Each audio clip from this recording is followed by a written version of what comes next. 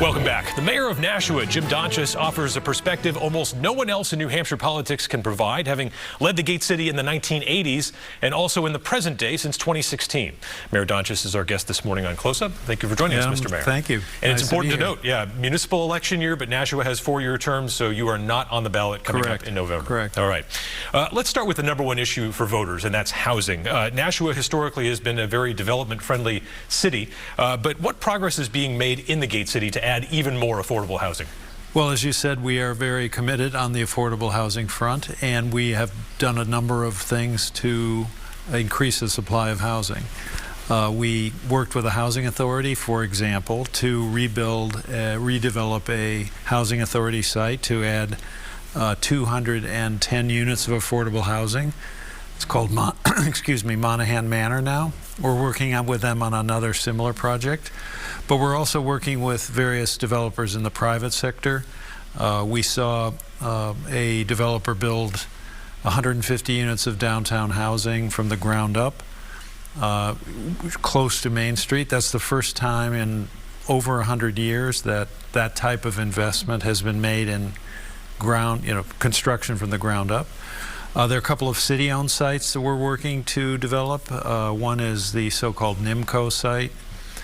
We've got a chosen developer there, and then we have the Elm Street Middle School, which was abandoned or no longer used. This past fall, we built a new school, and we're working on that.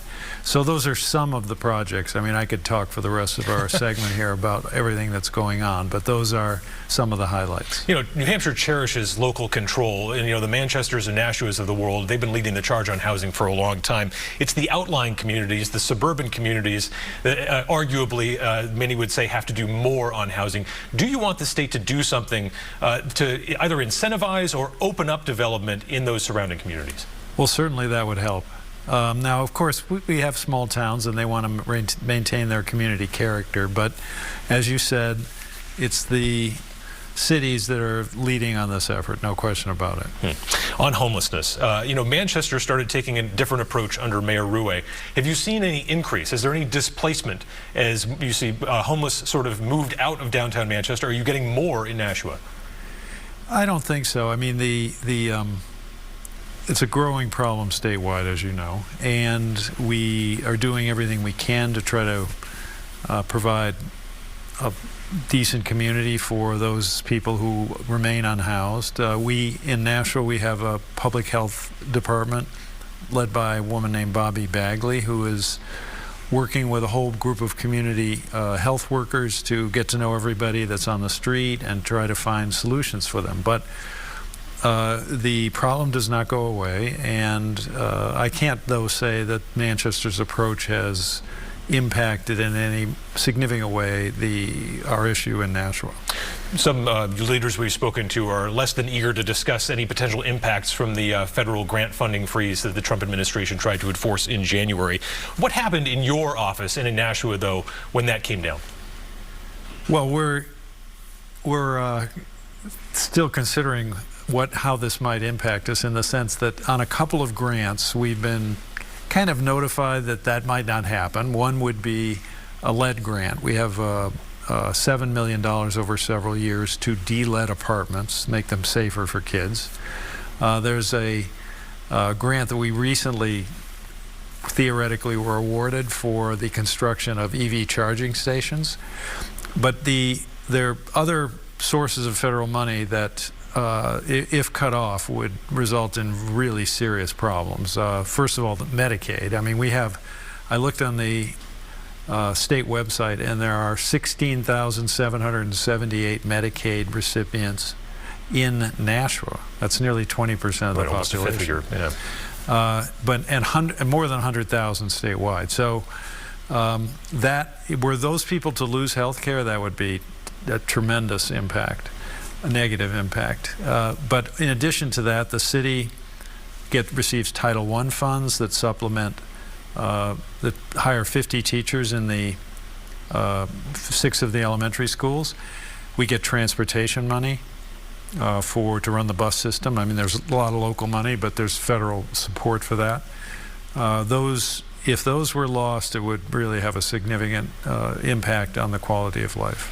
Where do you stand in this debate over sanctuary cities? Do you want Nashua police enforcing federal immigration law? Well, in Nashua, well, first of all, we are not a sanctuary city. Let's make that clear. I always wondered, like, the debate in Concord, like, we want to ban sanctuary cities. What cities are they talking about? I'm not aware that there is a sanctuary city, but in New Hampshire. But in Nashua, the police department is independently run. So the governor appoints the commissioners that run the police department. They appoint the chief. Their position has been long-standing and is the same, which is that if someone certainly is arrested, they arrest someone who's undocumented, and the federal government, ICE, wants them to be turned over, they're certainly going to do that. On the other hand, they believe that they are, they struggle with without enough. Many of the people, we have authorized positions which aren't filled. That's common in the police work. They're trying to respond to all the calls they get for local issues, crimes, domestic violence, all this kind of stuff. So they don't really feel they have the capacity to do immigration enforcement, nor do they believe that it is their mission. So they're kind of, if ICE comes in, they're fine with that, but on the other hand, they are not deputies of the federal government. On school funding, you've long argued that something more coming from the state would not only help schools and education, but also help solve the property tax problem. Yes. How do you think this debate's going to go, though, at the State House this year? The same, more delay by the legislature. The fact is that a recent Superior Court judge again held that the state's approach is unconstitutional under the state constitution. The constitutional obligation is to pay for an adequate education. Statewide average per child is over $21,000. Now I say that's inadequate. That tells you what an adequate education costs. Yet the state gives only $4,100 per child in adequacy payments. If they met the obligation to pay for an adequate education, which I'm suggesting is $21,000, it would reduce property taxes in Nashua, and I'm sure elsewhere would be similar, reduce property taxes by 60%. So I disagree with the state's approach towards the funding of education, and additionally, I don't understand the decisions to cut business taxes.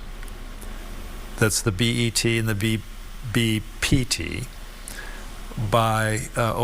for big corporations, Walmart, Target, out-of-state corporations. It has no effect on New Hampshire in terms of boosting the economy. And eliminate the interest and dividends tax paid mostly by wealthy individuals.